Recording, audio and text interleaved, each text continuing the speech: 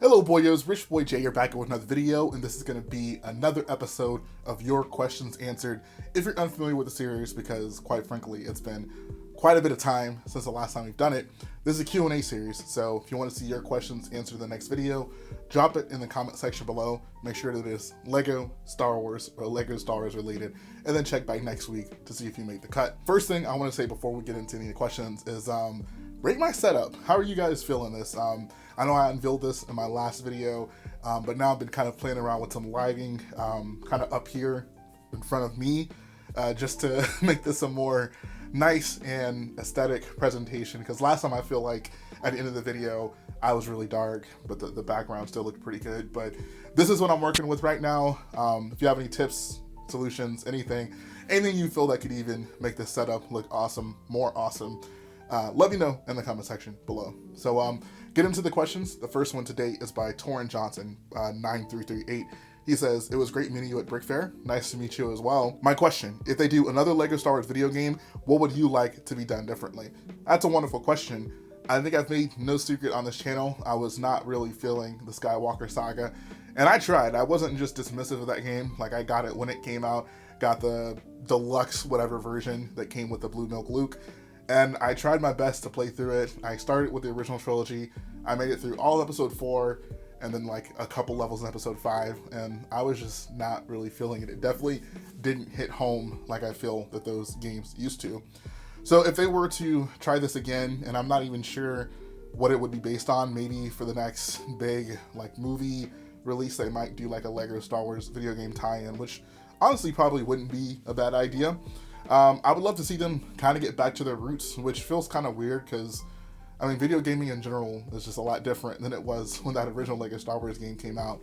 However, I feel that there were so many things that were kind of simplistic about that game that resonated with people to the point where now it's kind of gotten like a cult following, which is honestly kind of crazy.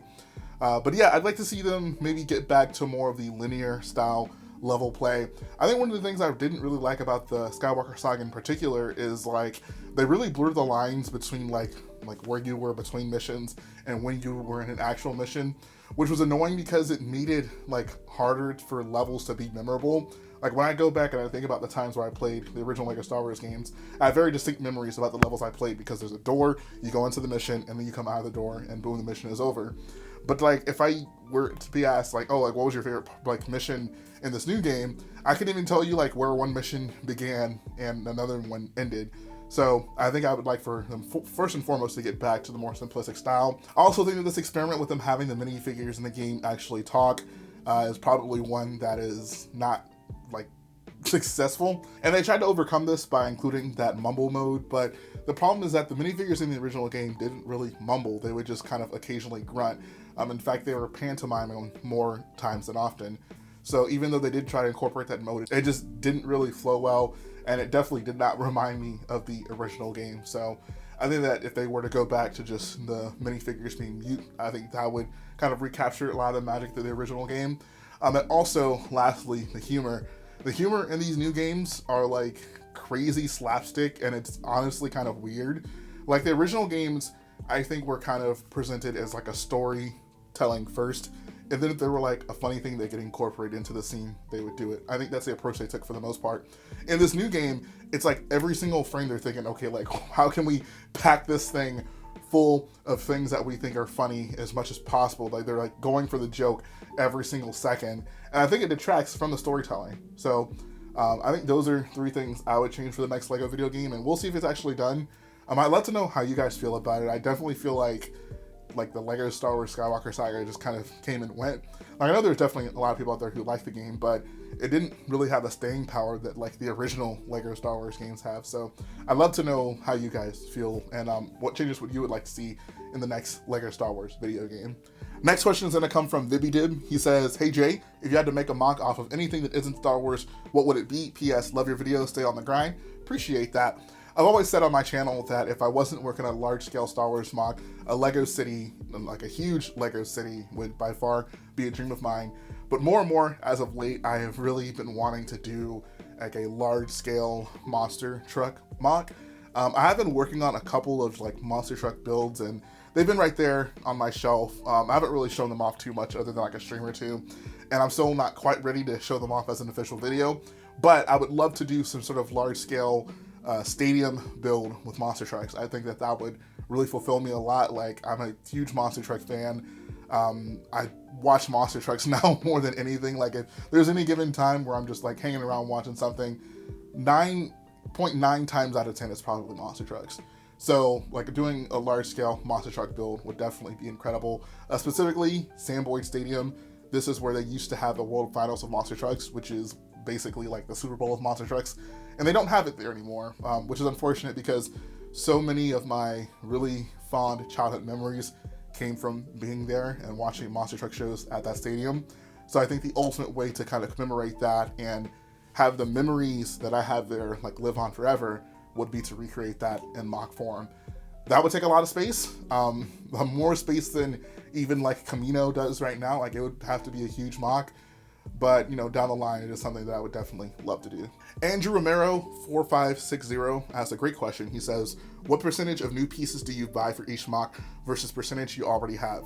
I feel like as I build more and more, obviously the percentage of pieces that I have to buy is decreasing because I have more and more things on hand. But I wouldn't say it is like, you know, overwhelming. Like, I have, you know, everything I need when I start out a MOC. For one, there's often new parts that come out that sometimes I might need a lot of. If it's something super useful, I might end up having to buy a bunch of it for a new MOC. I'd say for Camino, there's probably a good maybe like 40% I already have, maybe 60% I have to buy. Obviously I have a lot of grays and stuff, but there's a lot of specific detail pieces, the very light bluish grays, the old grays that I bought for the exterior of this build that I definitely didn't have up front. I like to say I have a good foundation of basic bricks for any MOC that I start. Like, I can get like most of the structure and a good amount of even landscaping built up before I really have to start placing orders. But I still do end up having to buy quite a lot of pieces. Next question is by Skipper2407. He says, have you ever thought about tinting your windows to protect your Lego? That is a wild question. Are people actually doing that? Like, do you guys actually tint the windows on your house to protect your Lego? I've never seen that, but like, that honestly seems like a bit much. Like, I would put up curtains before I did something like that. But no, never thought about it. Didn't even think it was a thing. Fortunately, I only have one window in this room. It's right there. It stays closed. And I mean, I had a few sets over there. I had my original 2013 gunship over there actually, and it's looking maybe a little bit more yellowed than I would like for it to be. But I'm having a hard time weighing as for whether or not that's because it's near a closed window or because it's just such an old set. It's like definitely one of the oldest sets I have on display here. But in short, no, not really thinking about tinting my windows. I think for my current like video setup, I've put some cardboard up to cover that window. I probably need to invest in like a blackout curtain. I think that'd look a lot better. But for the lighting purposes in here, like for this setup, I'm covering that window. But that's just for like the aesthetic of the video, definitely not to protect the Lego. Next question comes from 66BricksYT. He says, what are some parts that you didn't think would have any value in MOC building but ended up being really useful for creating a cool design? Love your channel and everything you do. Keep up the great work. Thank you so much, man. I really do appreciate when you guys ask a question and there's a really nice comment after it. I read it, I appreciate it, makes me feel good. But as for a part that I didn't really think would be useful but ended up being super useful, honestly, probably like recently, especially the 1x1 plate with the bar coming out of it.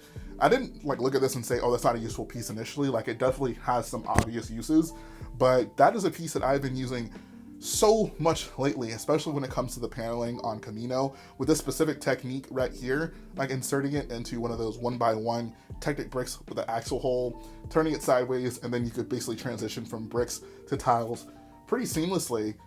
Is so awesome for paneling. Always, like in my MOC showcase, talk a lot about snot work and how you can, you know, have your MOCs, like especially something as simple as a wall, look a lot more complex by, you know, using a combination of bricks and tiles and maybe plates on their side.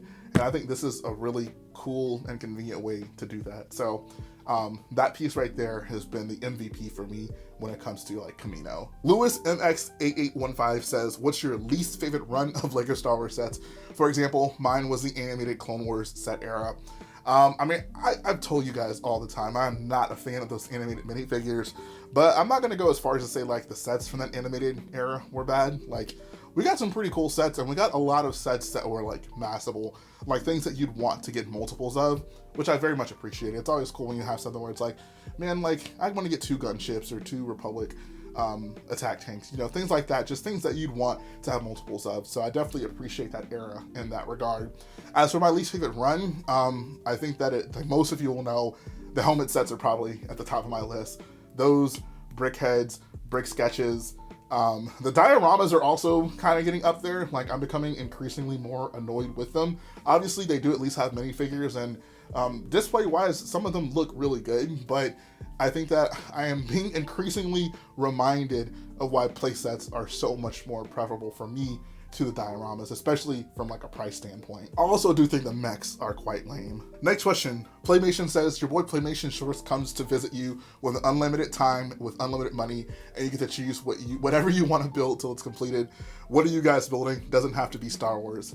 Well, if Playmation specifically is coming by, I feel like that would be an opportune time for us to build something that would really mean a lot to us. So I think anything from like Back to the Future or The Simpsons would come to mind if we really wanted to like converge on those. I think that'd be a lot of fun. Also, I think it'd be really cool to just build like something really useful for a brick film. I don't know what type of brick film we might want to do, but to get together and to build some really awesome like sets for a brick film with Playmation, that'd be a lot of fun. If we did have to do Star Wars, I think that the pod race would be like the perfect way for us to go. Playmation obviously shares a love for the pod race, like I do, and I think that if we put our minds together and worked on a MOC like that together, the possibility. Next question comes from Frisbee Admiral. He says, do conventions outline criteria that creations are judged by? If so, does this affect how you build when you expect to show a MOC? Asking about both Camino and or previous projects. Not really. When it comes to conventions, like the only factor that I take into account when like building a MOC for a convention is how am I going to get the MOC to the convention? What is the simplest way that I can build this that will make it transportable? Other than that, as for like the judging criteria, like the conventions don't really like make this a big point of emphasis. It's not on my like radar at all to be like, oh, like the convention's going to be looking for these things, so I got to make sure I check them off. Ultimately, I built the MOC how I want to build the MOC, and if the judges like that, cool. If not, whatever. Hopefully the build at least make me happy. That's ultimately what matters when it comes to investing so much time and effort into building these MOCs. One question is going to come from Eli Craig 2601. He says, do you think there should be more cheaper playsets for new release Star Wars shows? I think there should be cheaper playsets in general for everything when it comes to Lego Star Wars. I think the fact that you pretty much have to spend, 25 or at least $30 to get any like semblance of like a system scale experience with Lego Star Wars has honestly gotten kind of ridiculous. Like we used to have, back in the day, $7-10 playsets that were at least something. And I think like more and more as I see kind of those lower price points be exclusively relegated to gimmicks like the mechs and battle packs to an extent, which are cool, don't get me wrong, but like typically the builds in the battle packs are like the least valuable part of those, and even those are kind of like going up in price. I think especially now, like if you look on like the Lego website and you like are looking for sets under $40-50, like your options are so limited, so much more limited than they were maybe 4 or 5 years ago. So I think in general, like Lego needs to be hitting those like lower price points a lot more often. I think that like $30 was a really good price point. We got some banger sets in like the $25 to $30 range, and we just don't really see that very much anymore, especially not like multiples of them.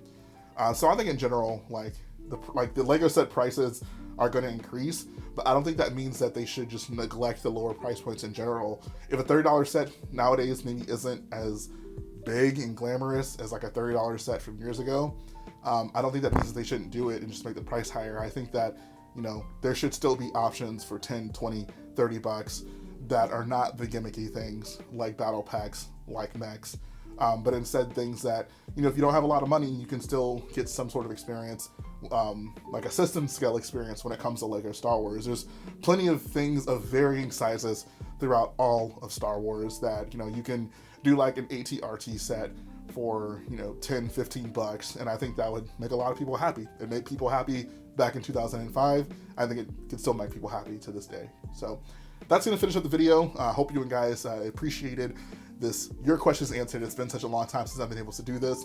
Like I said before, if you want to see your questions answered, put it in the comment section below. Make sure it's Lego Star Wars or Lego Star Wars related, and then check back next week to see if you made the cut. And also, please let me know. You feeling the setup, guys? Is this gonna work for y'all? I'd love to know how you guys are feeling about it. So that's gonna finish things up, and I'll see you again very soon.